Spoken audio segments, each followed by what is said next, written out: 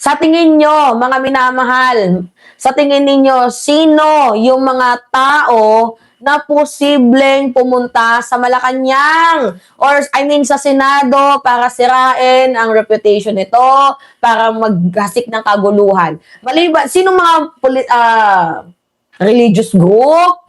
Sino ba? Sino ba mga taong to? Kaninong group ba to? Pulang araw ba to? Sa tingin nyo, sino? They are Sara Ulos Group. So, kahit kayo, meron na din kayong meron na din kayong leading na posibleng taong nasa likod nito. So, may nagsasabi dito, Sara Ulos Group daw. Ibig sabihin, grupo ni Sara Duterte. The announced military junta backed up by INC, sabi ni Addictus Rex. Si Chavit, posible. Yung mga the DDS of being insulted by Marcoleta and Baligod. Oh my goodness, mga minamahal. So, meron kayong natutunugan. And, sabi ko din naman sa inyo, eto ayoko na lang mag-sugarcoat. Pero, mayroon kasi tayong nalaman. Paano ba to? Paano natin to i-reveal? Kasi, merong grupo, hindi military junta hindi militar. Mga dishonorably charged din sila. Kumbaga sabihin na lang natin mga marino din, mga minamahal na dishonorably charged na hawak ng isang napakalaking religious group. Alam niyo yon? Ayokong mag-mention kung anong religious group na yon. Pero itong religious group na to, mayroong initiation na gusto nilang gumante sa presidente, gusto nilang pabagsakin ng gobyerno, gusto nilang sirain si PBBM at ilagay na si Sara Duterte. So ang gagawin nila, hindi lang Senado ang tatargetin nila. Magrarally sila ng malakihang rally na aabot ng 1 linggo para pilayan ang mga commuters. 'Di ba? Kasi kapag hindi nagtuloy-tuloy, mga minamahal, ang daloy ng yung commute, 'di ba? 1 linggo na hindi nakapag-commute, tatargetan nila yung mga malalawak, mga malalaking lugar sa Maynila, Visayas, Mindanao. Kapag hindi nag-commute yan, mapaparalyze ang gobyerno. So ngayon, kapag na-paralyze ang gobyerno, they are really of those cults. Tama ka, Addictus Rex. Wala tayong mention dito na relihiyon pero itong relihiyon na to is very Addictus Benedictus. Sa totoo lang. Very Addictus Benedictus. Bakit? They are obsessed with Sara Duterte. Wala tayong mention na religious group dito pero itong grupong to, alam ko, naamoy ninyo, mga minamahal. Itong religious group na to, ito yung magsasagawa daw ng pinaka-last hit. Kumbaga, magbibigay na ng one hit delete na sa gobyerno. Hindi na yung prayer for peace, wala nang ganon. Prayer rally, wala nang ganon. Kumbaga, magra-rally na sila ng 1 to 2 weeks. Lagi silang nandun. Makikiisa sila lahat from Luzon, Visayas, Mindanao, pipilayan nila ang gobyerno. Kasi alam niyo mga minamahal kung gaano kahalaga yung mga commuters dyan, yung paglabas-pasok ng mga yung mga motor, yung mga van, yung dyan sa kalsada, sobrang napakahalaga nun.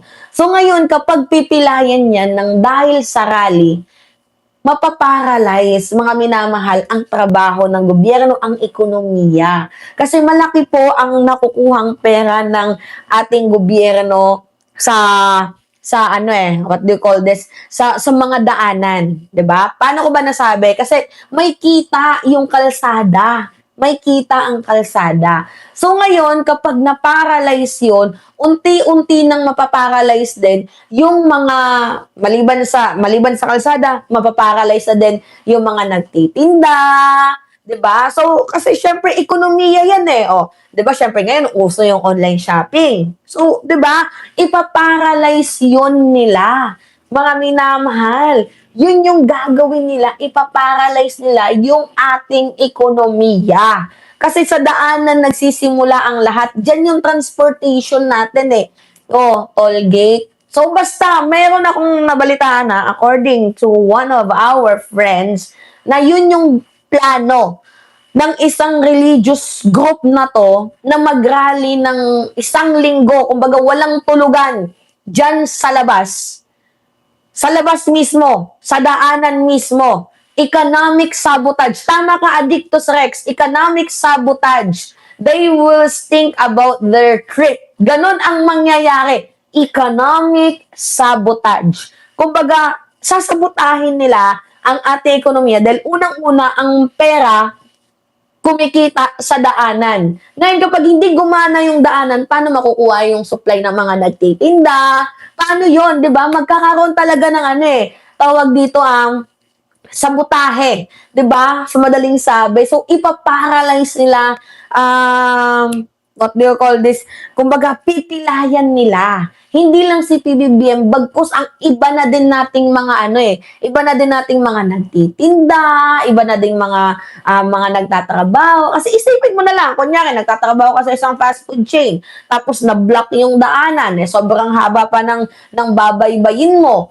So, hindi ka makakapasok. Ganon din yung ibang mga staff ng fast food chain, hindi makakapasok. So, talagang paralyzed. They will paralyze the government. Yun yung plano na ating nabalitaan galing sa isang kapatiran na nagsumbong sa ate. Kapatiran. Sorry, isa nating mga kapatid, brotherhood. 'Di ba? Yun daw yung plano nila.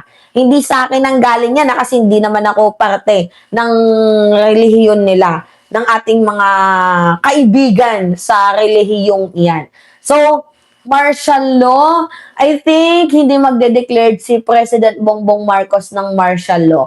Sabi dito, that's the problem with issuance of Joel Villanueva's arrest warrants. So, hoping it doesn't happen. Hoping and praying na hindi umabot sa ganung punto na, 'di ba, yung mga churches, oh my goodness. Kaya dapat minsan yung church, sa totoo lang, 'di ba, mayroon tayong tinatawag na separation ng church and state. Siguro yung mga ganyan, I think dapat binibigyan na din sila ng tax. 'Di ba?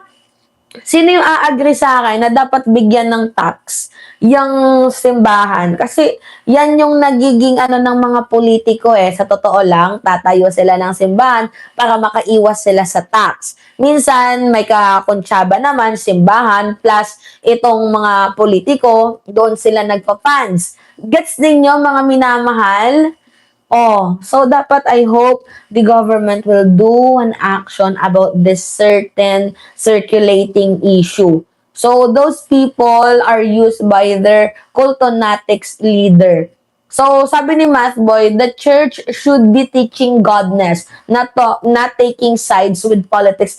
It should be. Dapat ganun Pero iba yung nangyayari, mga minamahal. 'Di ba? Iba yung nangyayari. Ngayon, tingnan ninyo, meron tayong nakitang balita, mga minamahal. Kasi tawag dito, 'di ba meron ngang nangyayaring banta ngayon sa Senado. Ngayon, yung mga security group naman, naka-alerto naman, hinigpitan na nga yung gusali ng Senado mahigpit na nga Pero ngayon, yung AFP, syempre para walang panic, 'di ba? Gagawin nila yung nararapat. So para hindi tayo magpanic, mga minamahal, yung AFP nagsalita na sinasabi na wala silang nakikitang banta sa Senado. Para hindi lang magpanik, mga minamahal. Para hindi lang magpanik. Walang nakikitang banta sa loob ng Senado, sa loob ng organisasyon. Pero sinasabi lang nila yan, front lang nila, pero nagtatrabaho yan sila na nag-iisip na din yan sila, what if meron nga. So hindi pwedeng yung tulog, tapos walang iisipin, nag-iisip at kumikilos din yung mga yan. So para hindi magkaroon ng panic, binigyan tayo ng assurance ng AFP, ng Armed Forces of the Philippines. Binigyan nila tayo ng assurance na walang nangyayaring banta sa organisasyon. Even na meron, 'di ba? Even na meron, mga minamahal, sinasabi nilang wala para walang panic. Sabi dito, if you are not part of the solution, you are part of the problem. Totoo yan, Addictus Rex. Totoo yan. Kaya itong mga DDS na to, sila yung problema eh. 'Di ba kasi ayaw nilang tumigil. Ba't ayaw nyo tumigil? Ba't di nyo na lang tanggapin yung katotohanan?